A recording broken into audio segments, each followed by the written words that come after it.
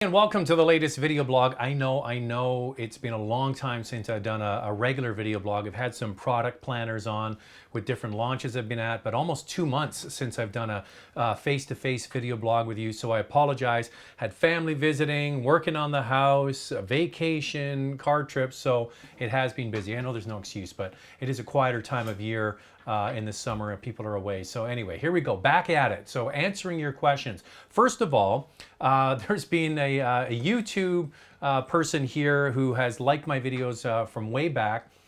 Double D613, and that's Dave Dunn, the Dunner, has a YouTube channel as well. If you're interested in any automotive detailing products or how to detail your car, he gave me some tips on how to detail my Carrera. I have a 993 C4S, it's a 1997 Carrera, black, which is a bitch to keep clean.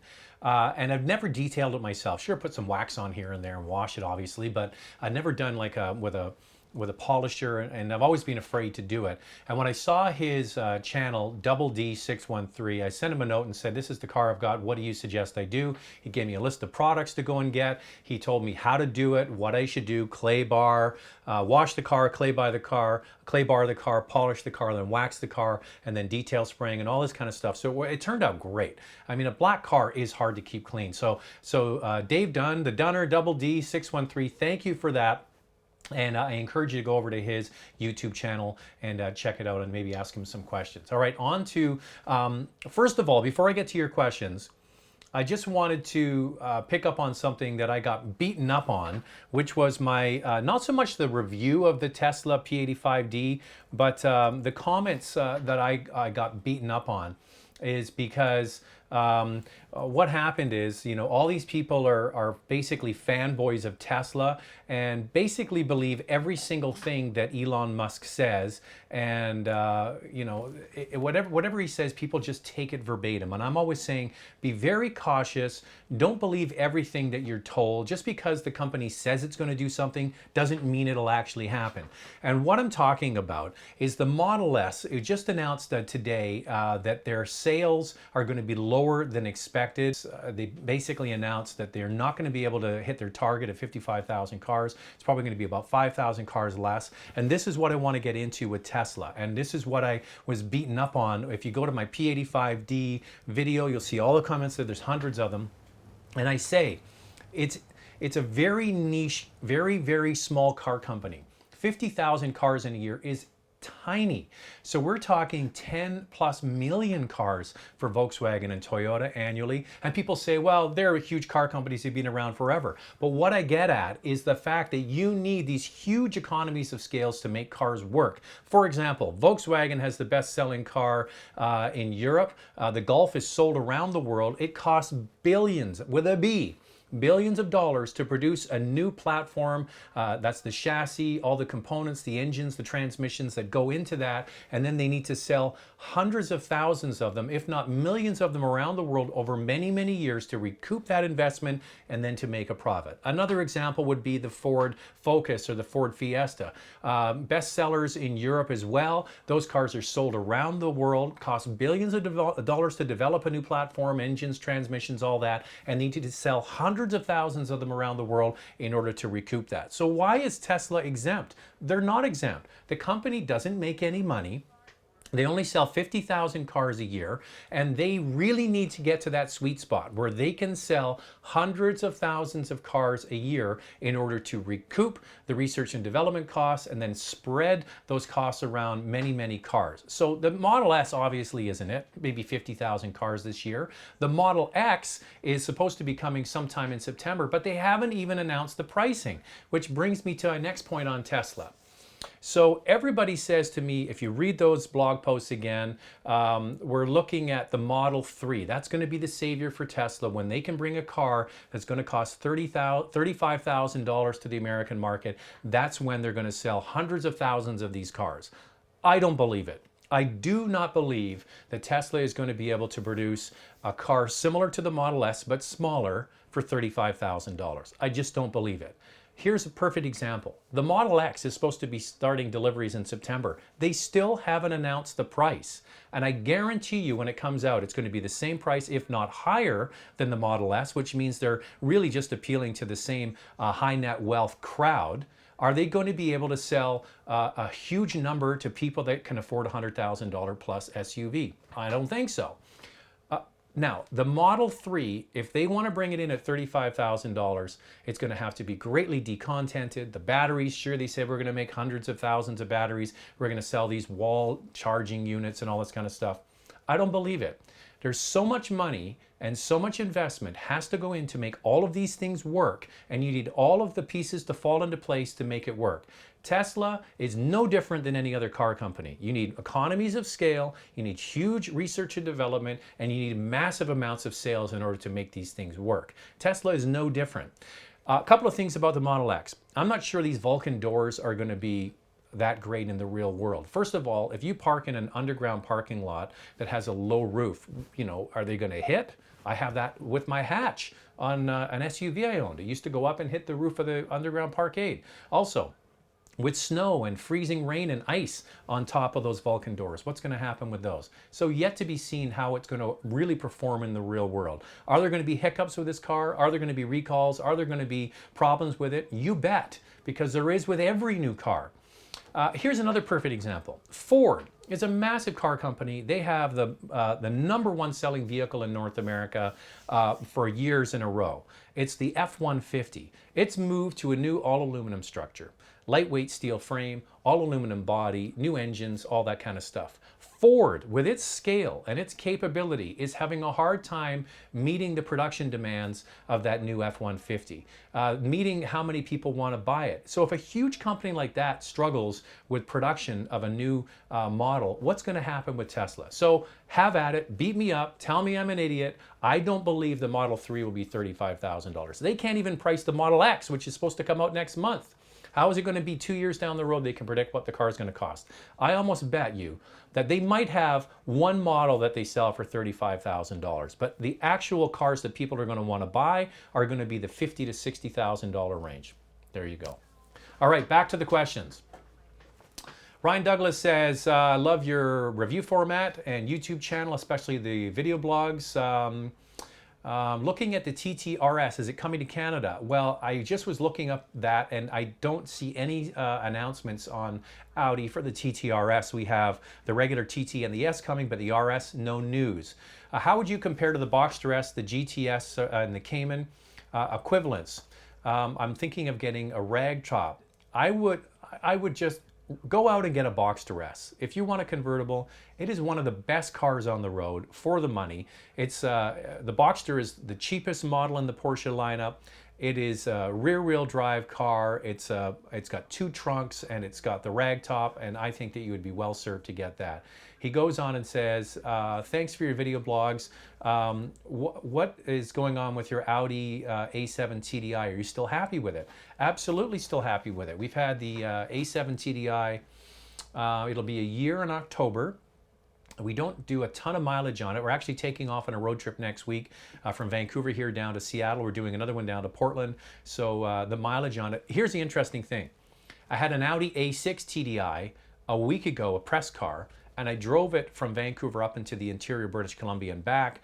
I did over 1,000 kilometers on it, and I am going to admit here that I was taking full advantage of the new speed laws we have in British Columbia, maybe going a little over. And at the end of it, I got 6.9 liters per 100 kilometers. That's with 4 people in the car, a trunk full of luggage, hammering down the mountain roads, got 6.9 liters per 100 kilometers.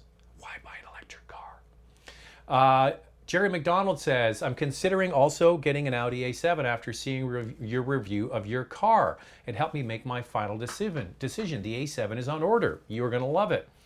The question I have, I'm ordering the S-Line package, the same one you have, that comes with 20-inch performance tires. I have summer tires and wheels on my Acura right now, and I'm tired of changing them from the summer to the winter wheels twice a year. Other than the look, do you notice much of a difference? Well, first of all, you don't notice much of a difference when you go from summer tires to a straight winter tire, because you still have that stickiness that you have in the summer with a summer tire in the winter with a winter tire, because it stays sticky. So the tire we have a Pirelli, really super high-end Pirelli winter tire on our car in the winter time, and the performance on that tire is fantastic. So the question he has, I'm considering the Continental Extreme Contact DWS XL all-season tire instead of switching them out. I live in southern Ontario, just outside Toronto. Can I get away with driving with these tires all year round? I have a friend of mine who's got a BMW 550 with these tires. Now, granted, he's in Vancouver, so we don't get a ton of snow here, just rear-wheel drive, and he really likes these Continental Extreme Contact tires. Now, in the winter in Ontario, you probably can get away with it with all-wheel drive and the capability of the Audi A7, but with that big wide footprint of the tire, those wide tires, you're going to notice that it's going to get slippery at times. I can still say go get proper winter tires and then switch to the summers. That's what we do. If you're stuck and you don't know what to do, you probably could go with the all seasons, but it isn't as safe. Paulo Canseco says, I'm trying to decide what special vehicle to purchase. Your comments on the 2016 Subaru BRZ and WRX, you said you preferred the WRX over the BRZ. Can you give us lengthy reasons why? Well, the BRZ, if you go and watch the video I did of the BRZ, we drove them through the mountains for about 1,500 kilometers, getting in and out of the WRX and the BRZ.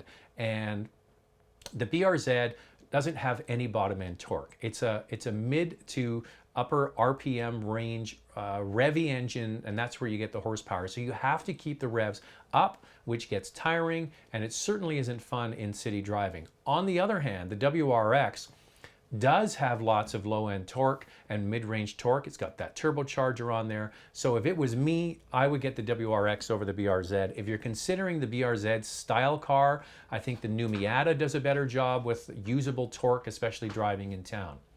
And then he says, there's comments about the WRX from Consumer Reports. And they say, and he says, do you agree with them? Consumer Reports on the WRX. Painfully short in refinement, near brutal ride, very loud inside, vague steering feedback, difficult to drive smoothly, get the CVT, driving the WRX every day can be a chore.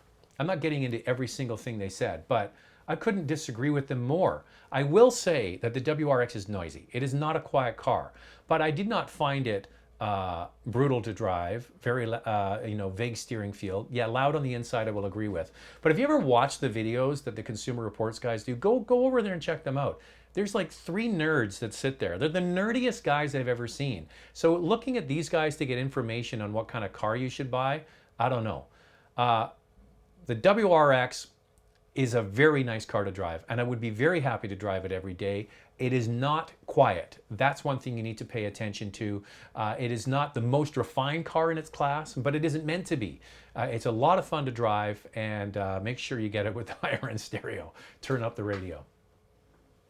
Ryan Almeida says, I heard that 2-year-old cars is the best time to buy used. Is that true? How long do dealerships hold on to previous year's models? Well, dealerships hold on to cars until they sell them. They continue to write them down. Often cars that are sitting on dealers' lots are not particularly popular cars. You'll often see incentives on those models from the manufacturer and from the dealer to move them on. But here's the thing. Here's what's happened in Canada. The dollar I saw was down to almost 75 cents. The price of oil is down to $45 for Canadian crude. The economy is maybe in that R word, the recession. And what we have with the lower Canadian dollar is good used cars. He's talking about 2-year-old used cars are getting sucked out of the marketplace and being taken down to the United States, where they're selling for the same price in US dollars. We'll pick 20 grand. $20,000 car in Canada sells for $20,000 in the United States. The US car market is hot. The Canadian car market is hot, but the Canadian cars are going down there, and they're getting 20 to 25% more for that Canadian car because of the exchange rate. So good used cars in Canada, the prices are going up. So what we're seeing is, if you're in the market for a 2-year-old used car, honestly, there's not huge savings anymore. You're better off to get the low financing and the good terms from a brand new car with a full warranty, or lease a car to bring the price down monthly. But a 2-year-old car right now, if you look at certain models, sometimes there's not a lot of difference out there. So you have to be very, very sure that you know that you're getting a good deal. Frank Uber says, the other day I saw a Dodge minivan and noticed that the dash lights were on during the day.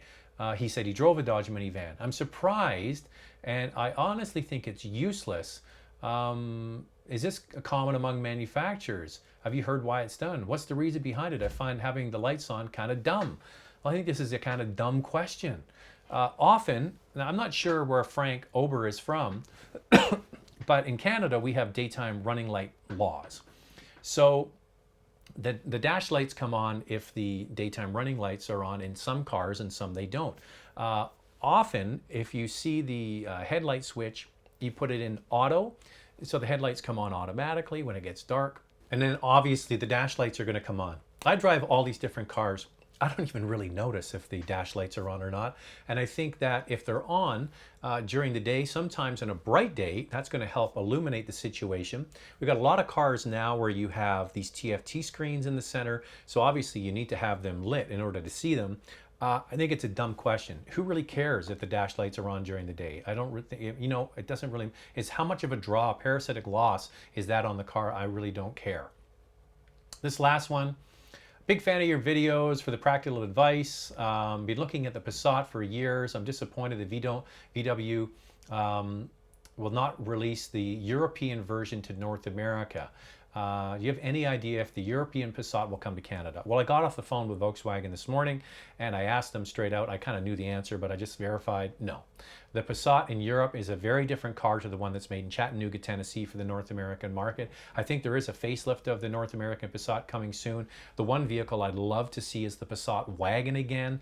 It's a beautiful, I've seen it in Europe and it is a beautiful car. It's big and it's nice and they've got great styling on it. But that's the one car I wish they'd bring to North America. Very small market for wagons, but Volkswagen seems to have a pretty good thing going with the sport wagon and the Golf line. I'd love to see the Passat come back.